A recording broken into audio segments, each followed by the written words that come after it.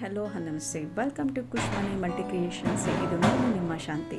Friends, summer start ಆಗ್ತಿದೆ ಅಂತಂದರೆ ಎಲ್ಲರಿಗೂ ಒಂದು ಟೆನ್ಷನ್. ಬಾಡಿ ಡ್ರೈ ಆಗ್ತಾ ಇರುತ್ತೆ, ಸ್ಕಿನ್ ಡ್ರೈ ಆಗ್ತಾ ಇರುತ್ತೆ, ಪಿಂಪಲ್ಸ್ ಬರ್ತಾ ಇರುತ್ತೆ. ಎಲ್ಲರಿಗೂ ಒಬ್ಬೊಬ್ರಿಗೆ ಒಂದೊಂದು ರೀತಿಯಲ್ಲಿ ಸಮಸ್ಯೆ ಇರುತ್ತೆ. ಆಗಿದ್ದಾಗ ನಮ್ಮ ಬಾಡಿಗೆ ನೀರಿನ ಅಂಶ ಜಾಸ್ತಿ ಬೇಕು ಅನಿಸುತ್ತೆ, ಬಟ್ ನೀರು ಕುಡಿಯೋಕ್ಕೆ ಬೋರು ಅಲ್ವಾ ಫ್ರೆಂಡ್ಸ್? ಆಗಿದ್ದರೆ ನಾನು ಇಲ್ಲೊಂದು ಜ್ಯೂಸ್ ಮಾಡೋದನ್ನು ತೋರಿಸ್ತೀನಿ ಬನ್ನಿ.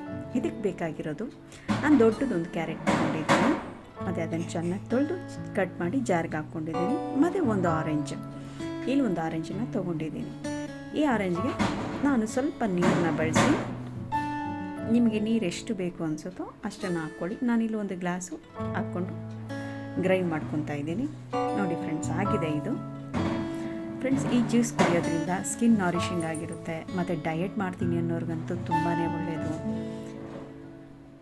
ಅದೇ ಬಾಡಿ ಮೇಂಟೈನ್ ಮಾಡ್ತೀನಿ ಅನ್ನೋರು ಕೂಡ ತುಂಬಾ ಒಳ್ಳೆಯದು. ಇದು ಯಾರು ಬೇಕಾದ್ರೂ ಕುಡಿಬೋದು, ಇವನ್ ಮಕ್ಳಿಗೆ ಸಹ ತುಂಬಾ ಒಳ್ಳೆಯದು.